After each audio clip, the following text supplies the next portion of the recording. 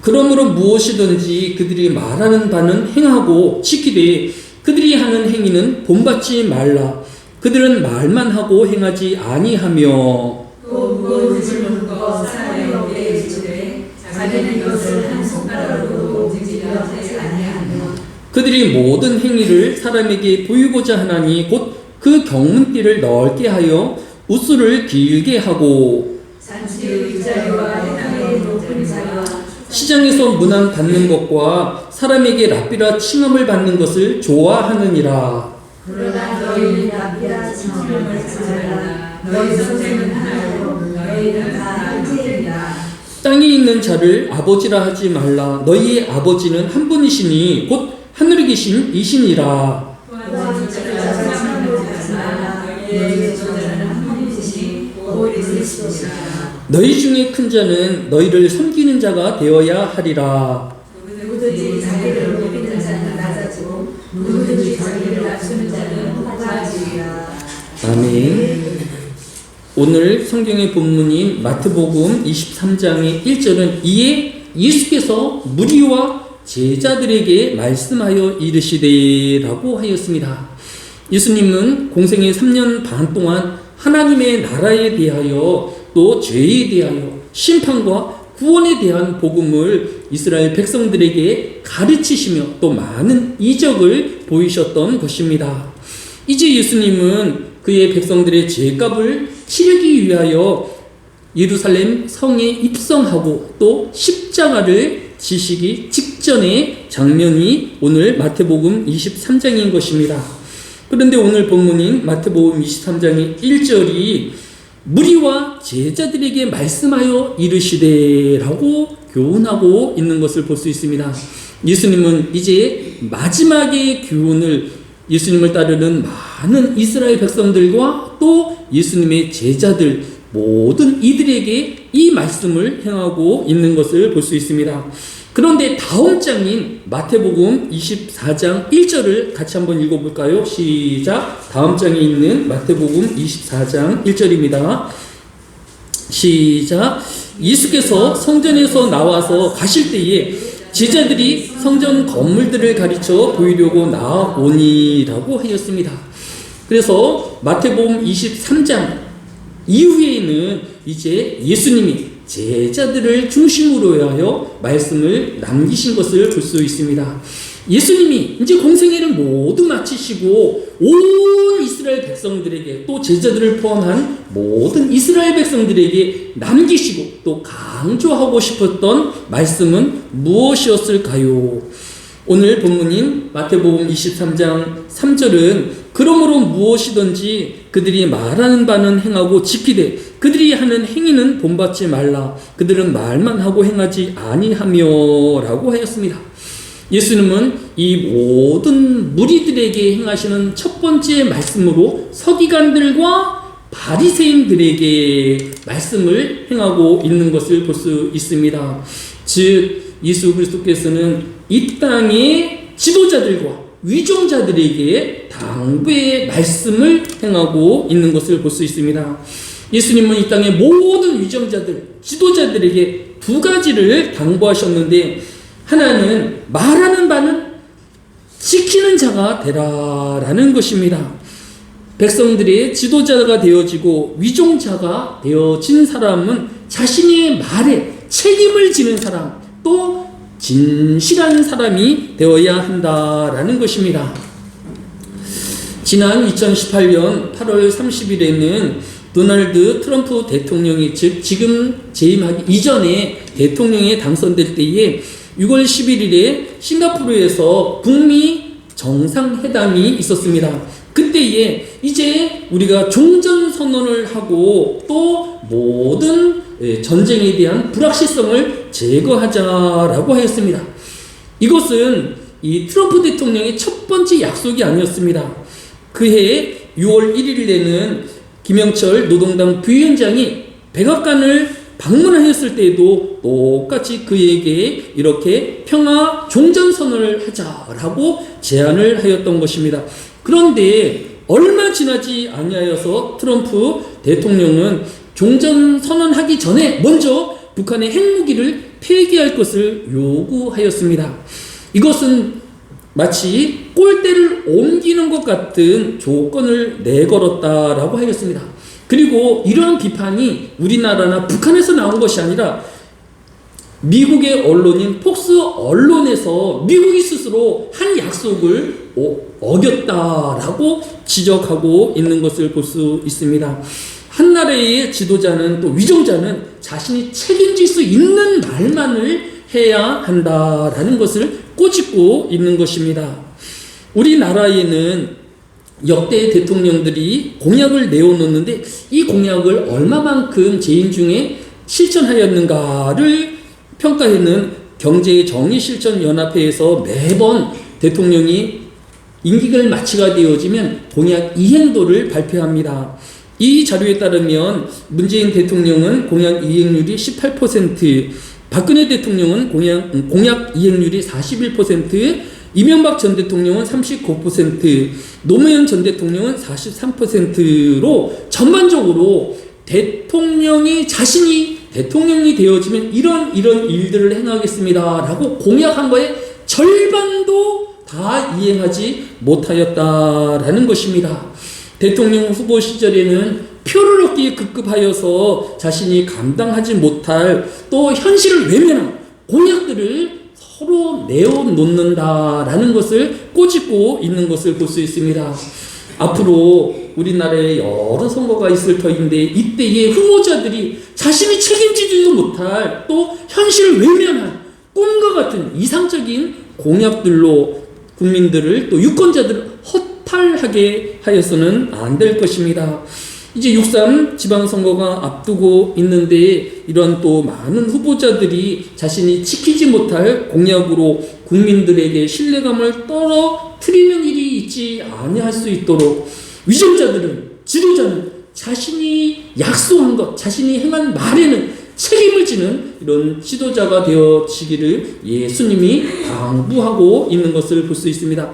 두 번째로 예수님이 이 서기관들과 바리새인들한테 두 번째 부탁한 것은 무엇일까요?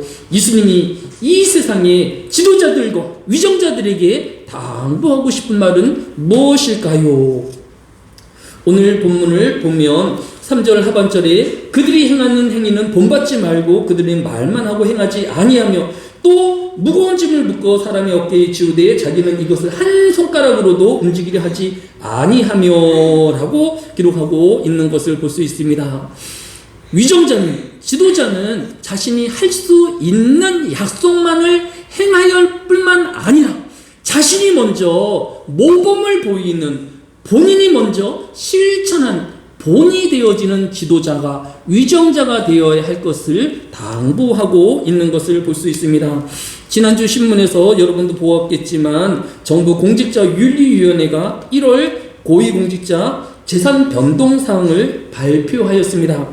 이 발표안에는 한 장관이 30억 원에 이르는 잠실동에 아파트를 가지고 있고 또 종로구에 15억 원의 단독주택을, 또 양평에도 7억 원 상당의 단독주택을 가지고 있고 이 외에도 역삼동에 20억에 이르는 오피스텔을, 또 종로구에는 5억 원의 사무실과 종로구의 근린시설에 20억이 넘는 두 채를 가지고 있다라고 발표를 하였습니다.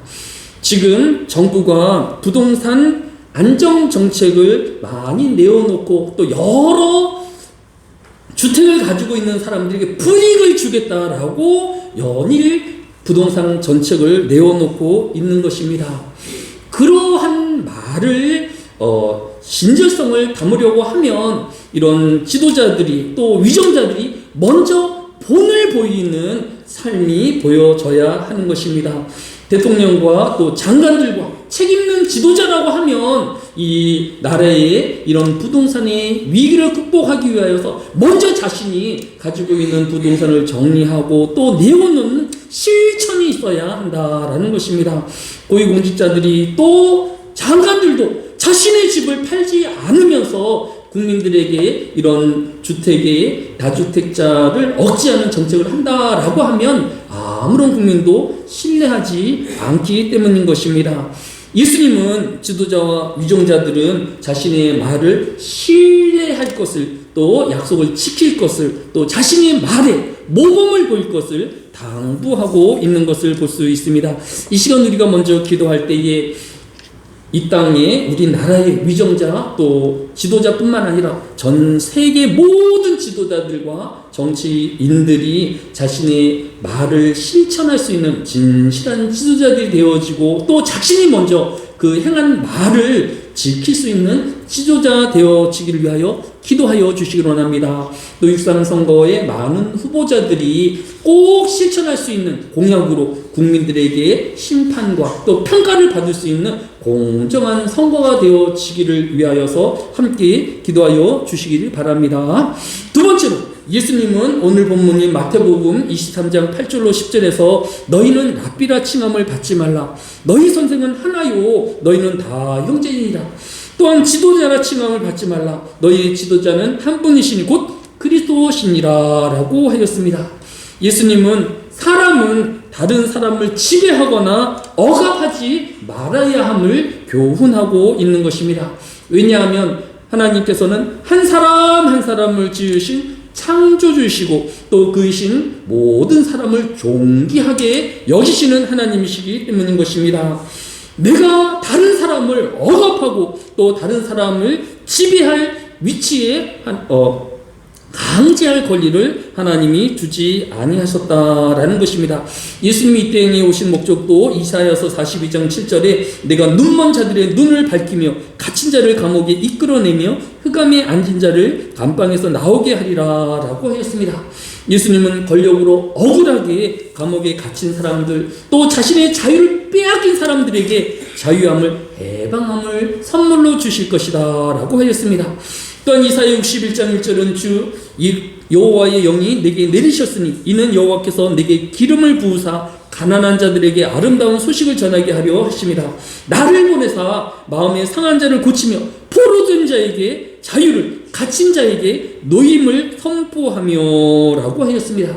또 예수님은 요한복음 8장 32절에 진리를 알지니 진리가 너희를 자유롭게 하리라. 또 36절에는 아들이 너희를 자유롭게 하면 너희가 참으로 자유하리로다 라고 약속하여 주신 것을 볼 수 있습니다.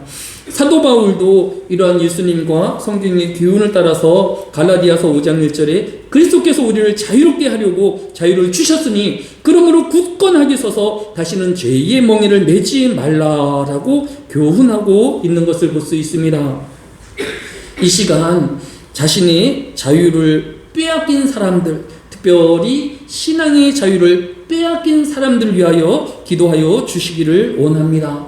또 온 세상에 신앙의 자유를 누리고 또 자신이 신뢰하는 것을 믿는 신앙의 자유가 변만히 이루어지기 위하여서 기도하여 주시기를 원합니다. 이 시간 또 기도할 것은, 지난주에는 부산의 한 교회 목사가 설교와 교회 세미나에서 선거법을 위반함으로 구속되었다가 집행유예로 석방되었다라는 뉴스를 보았을 것입니다.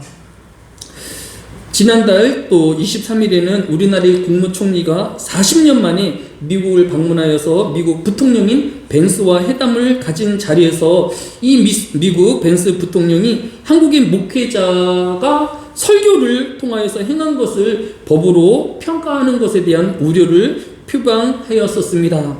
여기서 우리가 조금 살펴보아야 할 것은, 첫 번째, 아무리 미국이나 한국이라 할지라도 그것이 악법이 되었던 선언법이라고 하였던 법이 정한 것은 위반하지 말아야 하는 것입니다.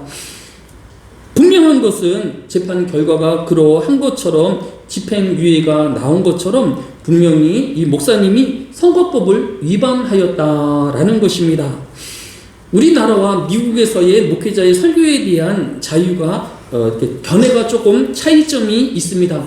우리나라에서는 이 목회자가 이런 정치 활동을 하는, 또 한 사람이 지지를 하는 것에 대해서 엄격하게 이렇게 좀 바라보는 측면이 있습니다. 하지만 미국에서는 설교자가 자신이 지지하는, 또 자신이 옳다고 생각하는 지지에 대해서 선거운동을 하거나 비난하는 것에 대해서 정부라든지 또 사람들이, 미국민들이 이렇게 특별하게 예민하게 또 반응하지 아니한 것을 볼 수 있습니다. 그런데 미국이 그러면 훨씬 우리보다 이런 표현의 자유가 있는가? 그렇지는 또 않습니다. 우리나라에서는 목사님이 동성애, 성경이 금하고 있는 동성애에 대해서 설교한다 할지라도 지금은 아무런 문제가 없지만 미국에서는 미국 목사님이라 할지라도 강대상에서 이 동성애를 반대하는 설교를 하게 되어지면 심한 반발을 받게 되어진다라는 것입니다.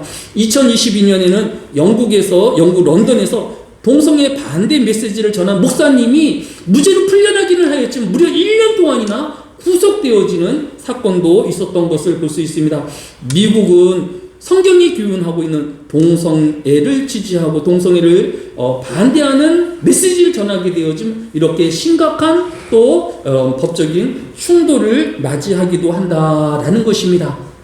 중요한 것은 목회자와 또 많은 지도자들은 우리 사회의 질서를 위하여서 법을 존중하고 또 그걸 지키는 그런 마음이 필요하다라는 것입니다.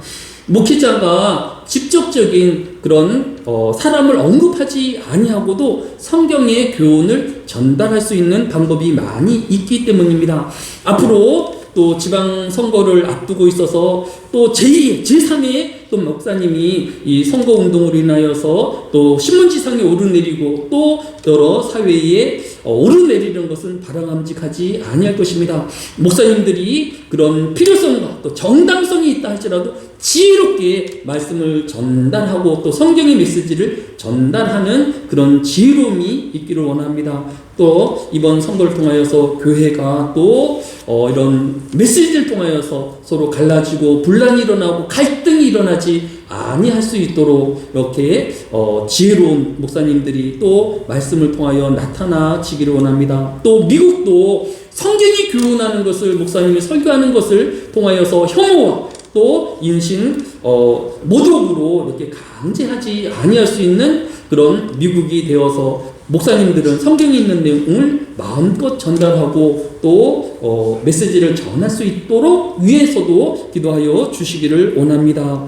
끝으로 오늘 본문인 마태복음 23장 9절로 10절은 땅에 있는 자를 아버지라 하지 말라. 너희 아버지는 한 분이시니 곧 하늘에 계신 이시니라. 또한 지도자라 칭함을 받지 말라. 너희 지도자는 한 분이시니 곧 그리스도시니라 라고 하였습니다. 아무리 부모라 하여도 자녀를 강제할 것이 아니라 아무리 권력자라 하여도 백성을 억압하고 불법으로 지배할 것이 아니라라는 교훈인 것입니다. 예수님은 만왕의 왕이시지만 이 땅에 오셔서 가장 겸손한 모습으로 섬김의 본을 보여주셨습니다. 오늘 본문인 마태복음 23장 11절 12절이 그것을 증거하고 있지 아니합니까? 너희 중에 큰 자는 너희를 섬기는 자가 되어야 하리라. 누구든지 자기를 높이는 자는 낮아지고 누구든지 자기를 낮추는 자는 높아지리라 라고 교훈하고 있는 것을 볼 수 있습니다. 힘을 가진 자는 겸손함이 있어야 할 것입니다. 또 높은 자리에 있는 사람들은 낮은 마음을 갖는 지도자들이 되어야 할 것입니다. 미국이 지금 이란 가까이에 항공모함과 군사력을 집중하고 있다라고 합니다. 물론 이란이 지금 민주화 시위를 하고 있는 자국민 3만여 명이 사망하였다라는 보도가 일어나고 있습니다. 전 세계가 이렇게 수많은 국민들이 죽어가게 하는 정보를 방관해서도 안 될 것이며 그렇다고 하여서 이렇게 남의 나라를 무력으로 굴복시키고 더 큰 혼란을 일으키는 것도 바람직하지 아니할 것입니다. 지혜를 구하게 하여 주셔서 이란도 이런 자국민이 이런 학살을 중단하고 또 전 세계도 이러한 것에 지혜롭게 대응할 수 있는 이런 기회가 되어질 수 있도록 위하여서 함께 기도하는 저와 여러분 되어주시기를 예수님의 이름으로 축복합니다. 사랑이 많으신 아버지 하나님, 이 땅의 모든 정치 지도자와 위정자들이 국민을 섬기게 하여 주시고 지극히 겸손하게 하여 주시기로 합니다.